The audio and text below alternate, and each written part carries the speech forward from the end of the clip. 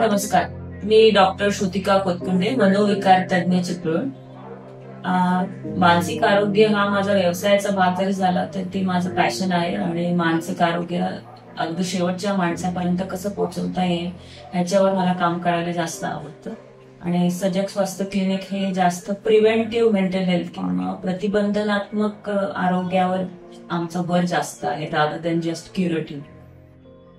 नमस्कार डॉक्टर श्रुतिका. आज आपण गरोदरपण आणि बाळंतपणातील मानसिक त्रास यावर गप्पा मारणार आहोत. डॉक्टर, गरोदरपणात मानसिक आजार असू शकतो याची माहिती आपल्या समाजात आहे का?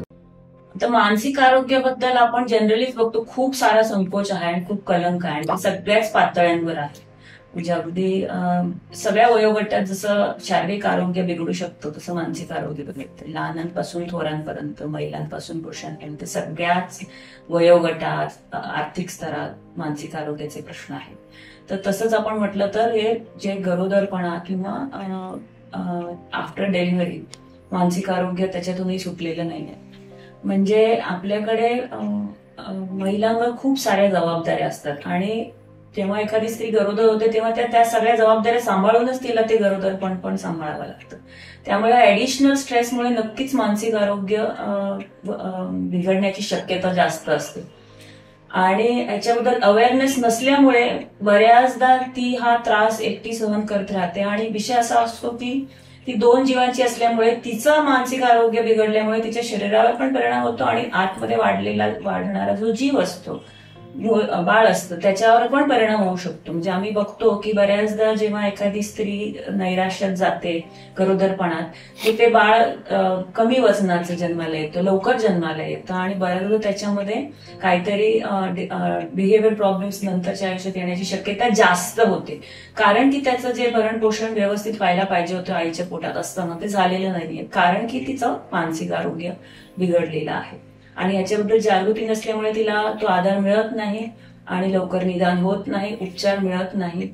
आणि ही एक शोकांतिका आहे. म्हणजे हल्लीच मी माझ्या एका कलिगशी बोलत होती जी सायकोलॉजिस्ट आहे आणि ती तिच्या पर्सनल लाईफ बद्दल सांगत होती. तिच्या मैत्रिणीला गरोदरपणामध्ये ती काहीतरी विचित्र वागत होती आणि आम्ही म्हटलं अगं हे तर आजार आहे, तिला मदत मिळायला हवी होती. आणि मला म्हणजे वाईट वाटलं की आपल्या व्यावसायिकांमध्ये पण याच्याबद्दल जागृती नाहीये. तर मग सामान्यांमध्ये काय आपण विचार करायचा, त्याच्याबद्दल खूप आणखी जागृती व्हायला पाहिजे आहे. आपल्याकडे येतात पेशंट, पण कधी कधी खूप उशीर झालेला असतो किंवा खूप नुकसान झाल्यानंतर पेशंट येतात. आणि कारण तेच कुटुंबाला वाटते सगळं नाटक आहे आणि उगाच अशी ढोंग करते आहे आणि त्याच्यामध्ये ते बाळाला पण त्रास झालेला असतो, आईला पण त्रास झालेला असतो. येतात ट्रीटमेंट करायला, पण मग पूर्ण ट्रीटमेंट पण करत नाही. 1-2 महिने ट्रीटमेंट घेतल्यानं जरा बरं वाटायला लागलं की पुन्हा तो विषय सोडून देतात. आणि त्याचा परिणाम असा होऊ शकतो की पुढच्या काळामध्ये पुन्हा तिला जर मदत नाही मिळाली तर बाळामध्ये वर्तन समस्या येऊ शकते किंवा तिला अजून गंभीर मानसिक आजार निर्माण होऊ शकतात. तर आपल्या चिपळुणात काम करताना आता मी 10 वर्ष झाले तिथे काम करताना मी नक्कीच बघतेय पेशंट येत आहेत माझ्यापर्यंत, पण ते खूप आधी लवकर यायला पाहिजे जेणेकरून त्यांना एक म्हणजे लवकर उपचार झाल्यामुळे नुकसान जे पुढचं होत आहे ते टाळता येईल. डॉक्टर, गरोदरपणात स्त्रियांना नैराश्य, डिप्रेशन असू शकतं, हे कसं ओळखायचं आणि त्याची लक्षणं कोणती? कधी कधी हे थोडेसे प्रेग्नन्सीचे जे इफेक्ट असतात त्याच्यावर कन्फ्युज होऊ शकतात. कारण आईला जरा थकल्यासारखं वाटणं किंवा थोडंसं मरगळ वाटणं किंवा उदास वाटणं. कारण की काय होतं, बऱ्याच बंधनं येतात गरोदर राहिल्यामुळे की इथे जाऊ नको, हे ऐकू नको, किंवा मग मैत्रिणींबरोबर तिला वेळ घालवता येत नाही. तर त्याच्यामुळे ठराविक जी मेन लक्षणं आपण जी नैराश्यात बघू ती नक्कीच असतात की उदास वाटते किंवा झोप येत नाहीये किंवा उगाची काळजी वाटते, बाळ आपलं काहीतरी ॲबनॉर्मल जन्माला येईल का त्याच्याबद्दल अनावश्यक काळजी वाटते. हल्ली आपण गुगल एज मध्ये असल्यामुळे उगाच ते गुगलवर सारखं काहीतरी सर्च करत राहतील आणि त्याच्याबद्दल विचार करतील. भूक मरते आहे किंवा हवं तसं ती खात नाही आणि याचा ऑब्व्हियसली परिणाम मुलावर बाळावर होऊ शकतोय. चिडचिडपणा वाढू शकतो. पटकन एकदम सेन्सिटिव्ह होते ती स्त्री की कोणी काय बोललं तर लगेच रडू येऊ शकतं किंवा चिडचिड होऊ शकते. आणि अगदी जेव्हा तीव्र जेव्हा त्रास होतो तेव्हा अगदी तीव्र मानसिक आजाराची लक्षणं पण तिच्यात निर्माण होऊ शकतात की तिच्या वाढणारं बाळ काहीतरी ॲबनॉर्मल आहे किंवा तिला जन्माला नाही घालायला पाहिजे. म्हणजे जे सायकोसिस आम्ही म्हणतो, पोस्टमॉर्टम सायकोसिस, त्याची लक्षणं कधी कधी गरोदरपणातही निर्माण होऊ शकतात. त्यामुळे अगदी सौम्यपासून तीव्र प्रकारची मानसिक आजाराची लक्षणं निर्माण होऊ शकतात. डॉक्टर, तुम्ही म्हणालात हा मानसिक आजार आहे आणि यावर उपचार घेणं आवश्यक आहे. पण याचं भान किंवा जाणीव झालेले कोणते पेशंट आपल्याकडे उपचारासाठी येतात, म्हणजे ग्रामीण, शहरी, मध्यमवर्गीय? आतापर्यंत माझ्याकडे खूप रुरल एरियातले आलेले नाही आहेत. जे आलेले आहेत ते जास्त करून शहरातले आलेले आहेत आणि बऱ्याचदा ते गायनेकोलॉजिस्टने रेफर केले म्हणून आलेले आहेत. स्वतःहून कमीच आलेले आहेत की गायनेकोलॉजिस्टने डिलिव्हरी नंतर लक्षण बघितले की ही महिला काहीतरी ऑड बिहेवियर करते, तेव्हा त्यांनी त्यांच्या मिस्टरांना किंवा नवऱ्याला सांगितलं की हे थोडंसं मानसिक आरोग्याचं बिघडलेलं घेऊन जा. तर थ्रू रेफरल आलेले आहेत, पण पेशंट किंवा परिवाराने आणलेलं नाही आहे. म्हणजे हे दिसतंय की जागृती नाहीये, त्यामुळे ते येत नाहीयेत. हो, पण गरोदर असल्याने मानसिक आजारावरील औषधं घेण्यासाठी काही बंधने येत असतील ना? हा, गरोदरपणात खूप रेस्ट्रिक्शन्स असतातच ऑब्व्हियसली. कारण त्यांना सांगितलं जातं काही गोळ्या घ्यायच्या नाही तर बाळाला नुकसान होऊ शकतं, विच इज ट्रू. म्हणजे पहिले जे 3 महिने असते खरंच खूप महत्वाचे असतात, बाळाचे अवयव फॉर्म होत असतात. तर त्यामुळे पण कधी कधी ती महिलेला योग्य मदत मिळत नाही.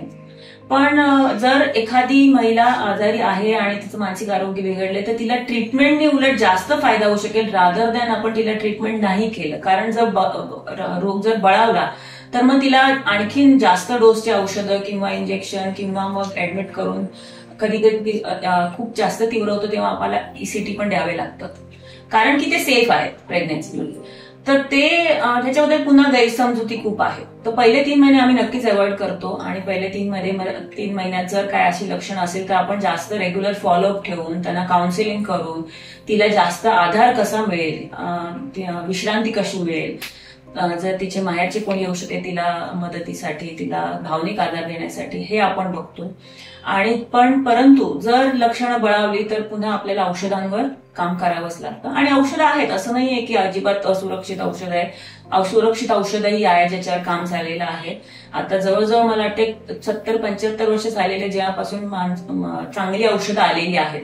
तर आपल्याकडे काही एव्हिडन्स बेस्ड मेडिसिन्स पण आहेत आणि आपण त्याचा उपयोग करतो. आणि त्याचा चांगला योग्य वेळी आणि योग्य प्रमाणात जर उपचार केला तर मुलाचं, बाळाचं आणि आईचं बॉन्डिंग वाढू शकतं आणि ते कौटुंबिक जे वातावरण बिघडत असतं तिच्या मानसिक आजारामुळे ते आपण टाळू शकतो. तर त्यामुळे काउन्सिलिंग महत्वाचा भाग आहे, औषधोपचार आहेत. आणि तिसरं म्हणजे की सोशल, तिचं जे आजूबाजूला जो वातावरण आहे ते बदलणं.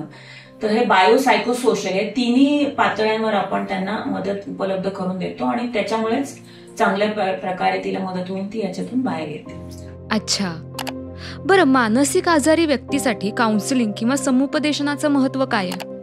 काउन्सिलिंग 80% काम माझं काउन्सिलिंगचं आहे. मी जास्त औषधांवर भर तसाही देत नाहीये, कारण औषध हा तात्पुरता उपाय झाला.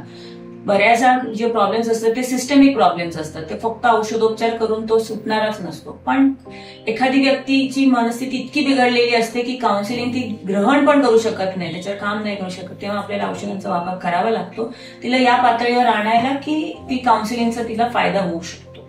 कारण कसं असतं, आपण त्या पेशंटचे पण जेव्हा लक्षणं कमी करतो तेव्हा परिवार पण त्यांना सामोपचाराने घ्यायला शिकतं. तर त्यामुळे आपल्याला औषधांवर काम करावं लागतं. पण मी जसं म्हणेन की 80% ते 90% काम काउन्सिलिंगचं आहे, सायकोथेरपीचं आहे, फॅमिली थेरपीचं आहे. 20 ते 10% आपल्याला औषधांचा वापर करावा. धन्यवाद डॉक्टर श्रुतिका. गरोदरपणातील डिप्रेशन या विषयावर आपण माहिती दिली. याचाच पुढचा भाग म्हणजे बाळंतपणानंतर होणारा पोस्टपार्टम ब्लूज, ह्यावर आपण माहिती घेणार आहोत.